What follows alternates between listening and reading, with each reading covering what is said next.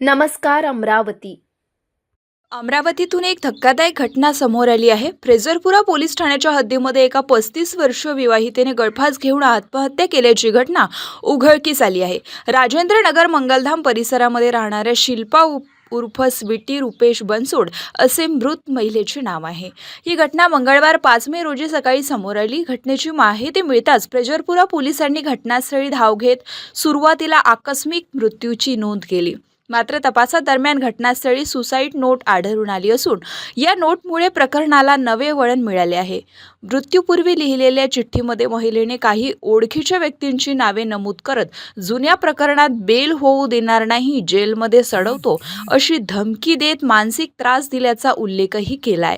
पोलिसांच्या माहितीनुसार मृतक महिला, तिचा पती आणि इतर काही जण एका जुन्या गुन्ह्यामध्ये आरोपी आहेत. काही दिवसांपूर्वी या प्रकरणात तिच्या पतीसह दीराची जामिनावर सुटका झाली होती.